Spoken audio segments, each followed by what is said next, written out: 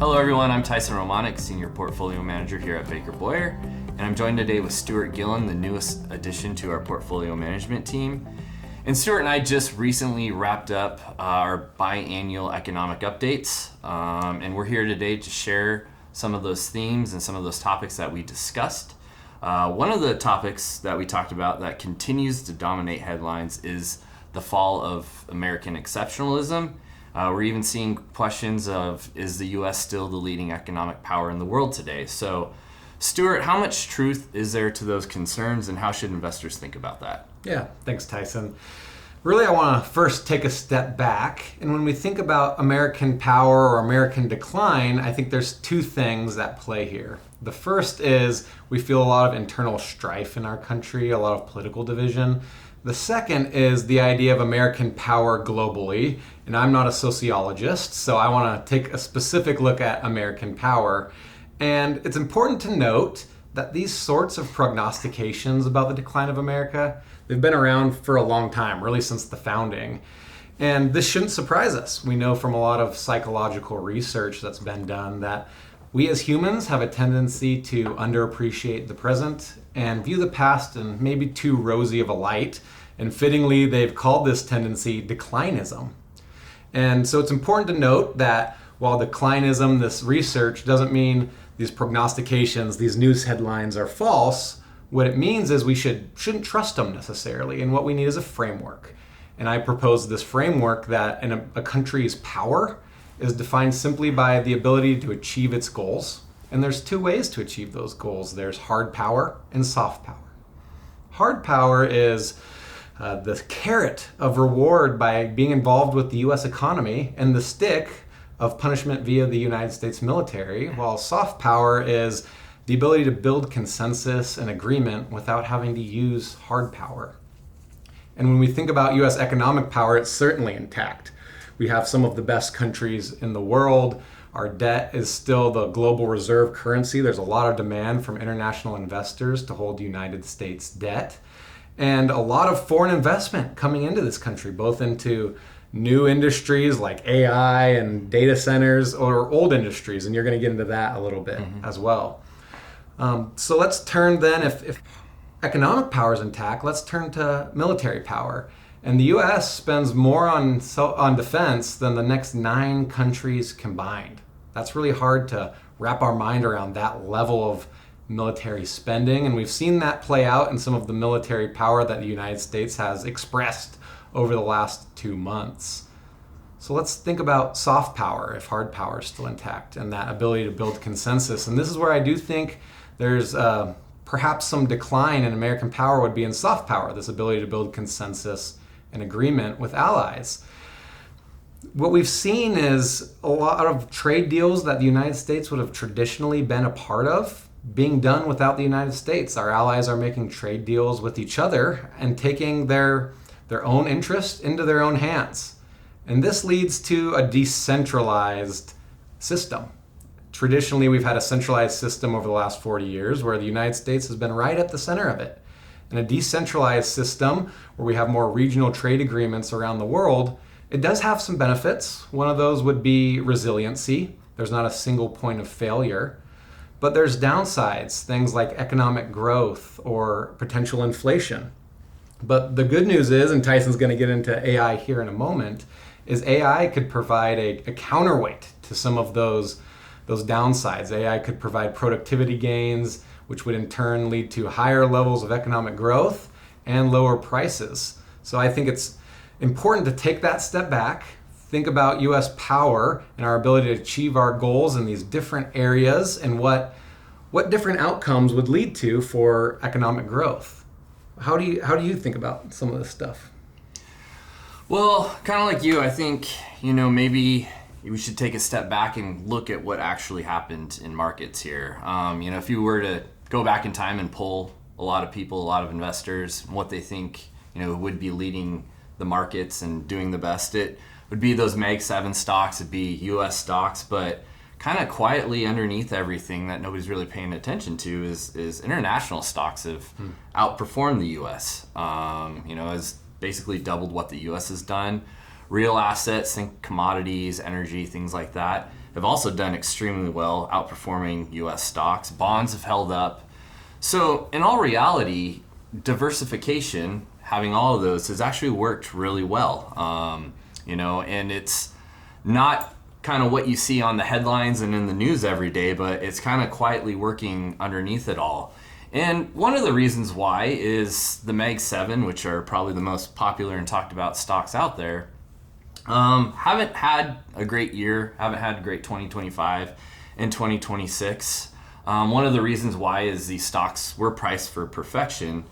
And, a lot of people are starting to get worried about how much spending they're doing on AI build-outs and all of that. And so the rest of the market, the other 493, have actually held up quite well. Another thing I'd like to point out is what a lot of people miss is probably the most common question I get is, are we due for another recession? It's been 5 years. Well, if you go back in time to 2009, you have to remember we had 11 years before or between recessions. So it's not something you can set your calendar by. But I think one of the things to point out that, like I said, people miss is we've seen more what I like to call rolling recessions. So if you go back to 2022, 2023, when rates spiked, we saw real estate, especially commercial real estate, get crushed, and then that baton got passed to banking. We saw the Silicon Valley Bank crisis, and then the signature banks all blow up within a matter of weeks. Then the baton got passed in 2024-ish to industrial companies. We had 16 straight months of contraction in that area. And then retail hit a wall at the end of 2024, and now it's looking like the baton has been passed to technology. So GDP is still good. Consumers are still spending. Unemployment's still low, and so that's why it doesn't feel like an all-out recession. But if you're in any one of these areas, you definitely would be feeling it. And so, like I said, right now, technology's feeling it.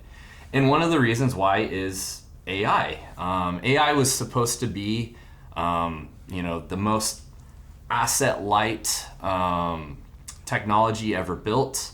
And it was kind of the final chapter of this 30 years of software run of, the digital world outperforming the physical world, bits versus atoms, asset light versus asset heavy. And it turns out AI is probably one of the most heavy asset technologies ever built. Companies are spending, I think in 2024 it was around 200 billion. This year's, or 2025 was 400 billion.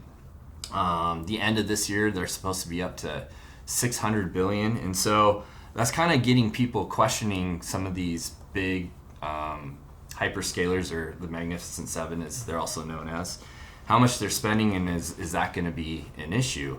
And I think as of right now, it's not. They currently have the cash flows to kind of pay for that all. But, it's something that we're definitely watching. I think a bigger issue is the companies competing with the hyperscalers in this world, or in this area, that are actually having to take out debt to pay for this. That's where you can kind of see some of the cracks form. So you shouldn't be just looking at how much money is being spent. You got to look at the financing of this. So, what the rates are, if they're financing, if they're not, how much money are they taking out on debt. And that's kind of one of the areas that we're closely watching. Another area that was supposed to obviously be helped by AI that's actually getting eaten by it is software. Software's had a really rough time lately. The biggest names in software, think of Salesforce, think of ServiceNow, like these software industry leaders have gotten crushed this year. They're down anywhere from 30 to 60%. And the reason why is because, if you rewind a year or two ago before AI, their moat was complexity. It's been complexity for the last 30 years. If you wanted to develop software, you had to have an IT team, you had to have engineers, which were expensive and impossible to get. There was a lot of structure built around this, and it's looking like AI might be filling some of that void, or some of that moat, I would say. And so this is kind of a repricing of the whole software industry. Over the last 5 years, one of the most popular software ETFs is actually down 6%, where the S&P in general is up 80%. So that's basically they've destroyed value for the last 5 years. And even inside the technology sector itself, software used to be 5 years ago the dominant allocation or the weighting in this sector. It was over 50%, and now it's fallen down to just under 25%, where semiconductors, physical things, are actually now the dominant weighting. So not only are we seeing it from technology versus the broad economy, we're also seeing it inside technology. So with all this, I think, with software spending, it's getting cut in lots of businesses. And I think people are starting to see they have a lot of unused licensing. And so, this is kind of a restructuring of the whole pricing power of software. And I think that mode is getting very disrupted.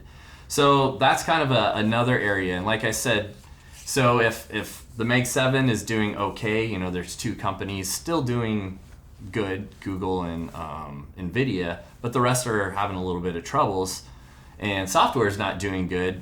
Who's leading the S&P? Well, it's the Exxon Mobils, it's the Walmarts, it's the Caterpillars, it's these heavy asset, low obsolescent companies. And in our world, they're called halo stock, heavy asset, low obsolescent.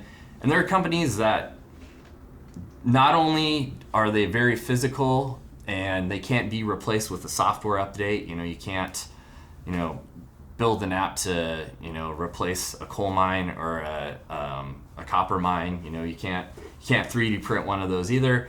So, these are very heavy asset companies that just can't be replaced. And not only are they not spending all this money on AI, they're actually benefiting from it. And so what they're doing is, Walmart, you have, an employee that used to be able to only, manage 20 suppliers. Now they're managing 200. Caterpillar engineers, they're able to service twice the amount of equipment with predictive maintenance. And so even Johnson & Johnson, they're able to do a lot more drug trials with the same amount of headcount. And so you have a lot of these companies that aren't funding AI but are benefiting from it. They can just pick up the tools and use it. And that's kind of one of the transitions that we've been seeing is a lot of these companies that aren't on the top of the headlines, they're not what CNBC talks about every day, are actually the leaders of the S&P.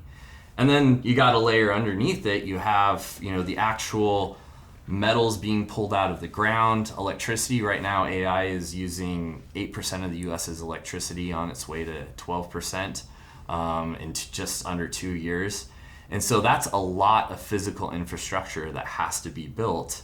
And unfortunately, right now, China has a disproportionate amount of all of these, really important materials. And so right now you have these physical assets that are in the middle of the AI build out and also national security spending. And so that's what our real assets invest in. And they've been, like I said at the beginning, have been doing fantastic.